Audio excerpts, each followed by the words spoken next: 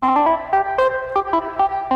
day from the Ohio AgNet. Voice you know at the News You Trust studio, sponsored by the Family Forest Carbon Program, where we help family forest owners get paid to improve the health of their woods. I'm Joel Penorwood. Rainy right now out the broadcast studio window, but sun and heat on the horizon. Let's check in on the weather. Here's Ryan. A little bit of damp weather here through the balance of your Monday. I'm Chief Meteorologist Ryan Martin. Quick forecast update for you. Frontal boundary trying to exit, but we do have some wraparound at top side of moisture that's trying to move through northern Ohio overnight tonight into tomorrow. I do think we get good sunshine in for the balance of tomorrow, midday and afternoon, and we should be dry and pleasant for Wednesday and Thursday as well. You get into the later part of the week, I think we have another round of moisture trying to come in from the northwest. That's going to be closer to Friday afternoon, evening, and into Saturday. I think the weekend is damp. Early next week also damp before drying down.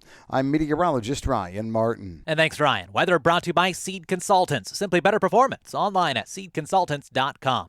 In news, the European Union says it is open to lowering tariffs on U.S. fertilizer imports as an offer in trade talks with the Trump administration, but they say they will not weaken their food safety standards in pursuit of a deal. Whether that would mean zero tariffs or a reduction of current rates would need to be negotiated. U.S. exports face the EU standard tariffs of 5.5% on imports of ammonia and 6.5% on nitrogen fertilizers. Reducing tariffs could boost Europe's purchases of U.S. fertilizer to fill a gap as the EU cuts supplies from Russia. Around 24% of the EU's nitrogen fertilizer imports came from Russia in 2023, while the U.S. accounted for 8%, according to EU data. It made headlines this week. 2 Chinese nationals facing federal charges in Michigan for allegedly attempting to smuggle an agricultural pathogen into the United States, a fungus linked to billions of dollars in crop losses worldwide.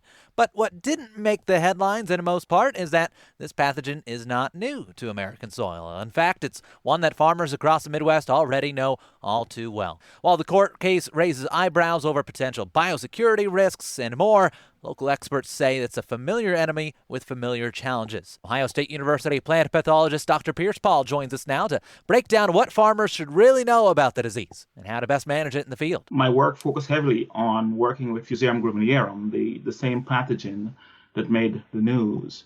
Well, this pathogen is all over the place. It's not exotic. It is in the U.S. It's all over the country. It's all over the world. And if you walk outside and you put a Petri plate up for 5 minutes, you're going to capture the pathogen on your Petri plate. So it's all over the place. And it does impact our crops, wheat and corn and barley, and even rice.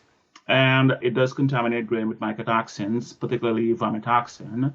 And that's the main focus of the research I've been doing for the better part of the last 20 years. That's plant pathologist Dr. Pierce Paul of the Ohio State University. Senator Tom Cotton of Arkansas has introduced the Biothreat Prevention Act, legislation that would ban federal funding to any lab or university conducting ag research involving nationals from China, Russia, Iran, Cuba, Venezuela, or North Korea. It comes after those 2 Chinese researchers were charged with smuggling a fungus known to be a potential agro-terrorism weapon into the United States. And crop growers, an important date coming up to report this year's crop acreage, which USDA is reminding many about.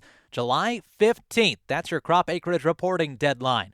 Farm Service Agency Administrator Bill Beam. For disaster assistance, conservation, and crop insurance programs, producers should file an accurate crop acreage report for all crops and land uses, including failed acreage, and prevent plant acreage. Contact your local Farm Service Agency office for further details or visit fsa.usda.gov. We'll talk markets coming up next on the Ohio AgNet.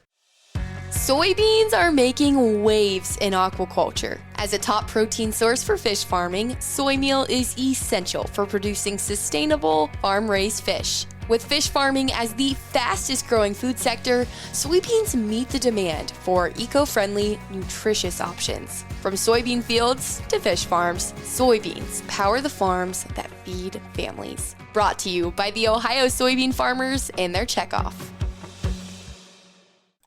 Check of what's driving markets today, thanks to Brandt, helping growers take control for over 70 years. Over to Ryan. This is Ryan Metzger with Lice Mercantile, providing you with your technical outlook for today. We have July 25 corn futures with the first level of support seen at $4.40 and the first level of resistance seen at $4.47.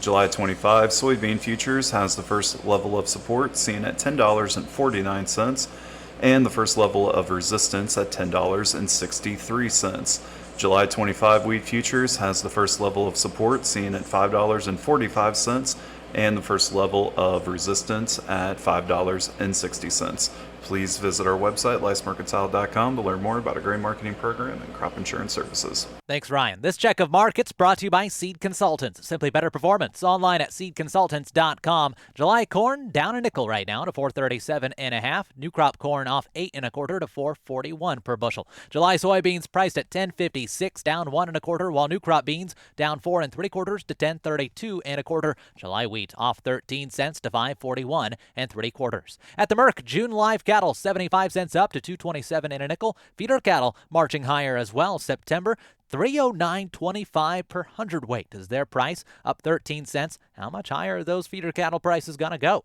June hogs down a dime to 102.53, and a milk class 3 for July a dime higher to 18.94. This is the Ohio AgNet.